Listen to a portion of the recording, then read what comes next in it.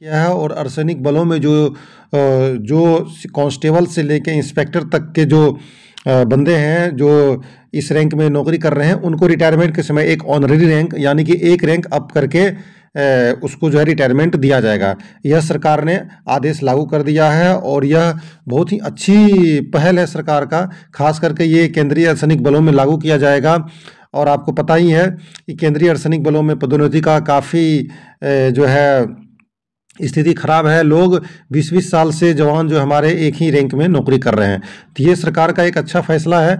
इसी के बारे में आपको हम इस वीडियो में पूरा डिटेल से बताएंगे कि यह रैंक जो है आपको कब मिलेगा, इससे क्या बेनिफिट आपको मिलने वाला है और सरकार को इसको लागू करने के पीछे क्या नीति है। सारा डिटेल से इस वीडियो में बताएंगे। अगर चैनल पर आप नए हैं तो चैनल को सब्सक्राइब कर लें और बेल आइकन को दबाएं ताकि सबसे पहले वीडियो की नोटिफिकेशन आपको मिले।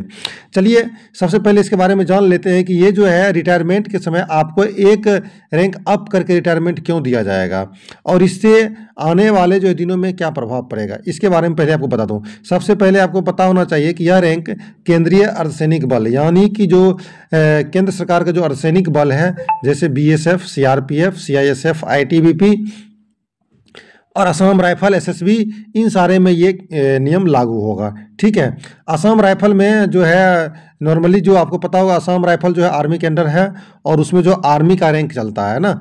इसके अलावा जो है बीएसएफ, सीआरपीएफ, सीआईएसएफ, ये सब जो है केंद्र सरकार जो है एक सेंट्रल आर्म पुलिस फोर्स के तहत काम करता है, लेकिन अर्धसैनिक बल में ये सारे आते हैं। तो वहाँ भी ये आपको एक रैंक अप करके दिया जाएगा। आपको बता देंगे केंद्रीय गृह मंत्रालय ने सभी अर्धसैनिक बलों, आपको बता दिया अर्धसैनिक बलों में कौन कौन आ रहा है। असम राइफल और असम राइफल के लिए एक स्पेसिफिक योजना लागू की है और ये लागू हो चुका है। इन बलों में सिपाही से लेकर उप निरीक्षक यानी एसआई तक को रैंक वाले कार्मिक उस नग दायरे में आएंगे।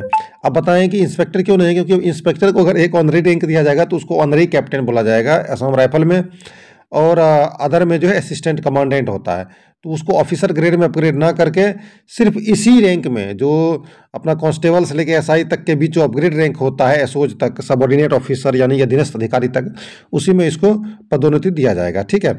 इसमें आपको जो है यह सिर्फ 1 दिवसीय पदोन्नति होगा और ये 24 घंटे के लिए एक पद ऊपर वाला रैंक यानी मानद पद, जिसको ऑनरी रैंक लगा सकें। यानी कि अगर एसआई है तो इंस्पेक्टर का रैंक लगाएंगे 1 दिन के लिए, 24 घंटे के लिए। जैसे कि कोई अगर सिपाही है तो उसे हवलदार का मानद पद मिलेगा, अगर कोई एएसआई है तो उसको एसआई का मिलेगा, और एसआई है तो उसको इंस्पेक्टर है। लेकिन बोलेंगे इंस्पेक्टर के लिए कोई ऑनरी रैंक सरकार ने लागू करने का फैसला नहीं किया है। ठीक है। अभी इसमें इसका फ़ायदा क्या होगा, तो इसमें जो है केंद्रीय गृह मंत्रालय द्वारा 23 मई को जारी कार्यालय ज्ञापन के अनुसार सीएपीएफ और असम राइफल में लंबी जो एडमिनिस्ट्रेटिव सेवा करने के बाद जो रिटायर हो रहे हैं, मान लीजिए 30 साल, 32 साल, 34 साल नौकरी करने के बाद भी लोग प्रमोट नहीं हो पा रहे हैं वहाँ तक जहाँ तक उसको पहुँचना चाहिए था, इसलिए उसको मनोबल अप करने के लिए और एक पॉजिटिव, जो कि रिटायरमेंट के बाद एक पॉजिटिव लाइफ जी सके आत्मसम्मान के लिए और सम्मान भावना के लिए, जो एक सम्मानजनक लाइफ जी सके रिटायरमेंट के बाद, इसके लिए ही सरकार इसको लागू किया है। अब बोलेंगे कि सर इसमें आपको हमें कोई बेनिफिट होगा, फाइनेंशियली बेनिफिट, तो सरकार ने यह स्पष्ट कर दिया है कि इसमें आपको कोई फाइनेंशियली बेनिफिट नहीं दिया जाएगा। यानी कि कोई इंक्रीमेंट या कि कोई इसी प्रकार का जो है पदोन्नति के समय जो मिलता है फैसिलिटी, वो आपको नहीं दिया जाएगा। सिर्फ आपको रैंक दिया जाएगा और आपके पेंशन कार्ड में, जैसे मान लीजिए आप कांस्टेबल हैं, हेड कांस्टेबल से रिटायर कर रहे हैं तो आपको हेड कांस्टेबल लिखा जाएगा। हेड कांस्टेबल है तो आपको एएसआई का रैंक लगा के आपको जो है एएसआई बना के आपके कार्ड पे एएसआई लिख दिया जाएगा, लेकिन आपको बेनिफिट सारा वही मिलेगा जो हवलदार का मिलता था, सिर्फ आपको रैंक का बेनिफिट दिया जाएगा। अब इसके लिए आपको क्या रिक्वायरमेंट, इसके लिए कुछ सीमा शर्तें लागू की गई है, उसको आप फुलफिल करेंगे तभी आपको मिलेगा। ऐसे नहीं मिलेगा कि आप रिटायरमेंट जा रहे हैं और ऑफेंडर हैं आपको मिल जाएगा, नहीं मिलेगा। इसके लिए है कि कार्मिक को सेवानिवृत्ति के समय सभी पदोन्नति मापदंडों को पूरा करना चाहिए। यानी कि नॉर्मल जो प्रमोशन का जो मापदंड होता है उसको आपको पूरा करना पड़ेगा, क्वालिफाई करना पड़ेगा, तभी आपको ये ऑनरी रैंक दिया जाएगा। इसके अलावा कार्मिक का अच्छा और स्वच्छ रिकॉर्ड होना चाहिए, अच्छा और स्वच्छ रिकॉर्ड भी होना चाहिए। कार्मिक के जो एपीआर होता है, जो आप समझते हैं कि सबका एपीआर हर एक साल भरा जाता है, एपीआर अंतिम 5 वर्षों का जो है कम से कम गुड होना चाहिए। ठीक है, गुड होना चाहिए तभी आपको मिलेगा। कार्मिक को पिछले 5 वर्षों में आपको कोई पनिशमेंट या सज़ा नहीं होना चाहिए।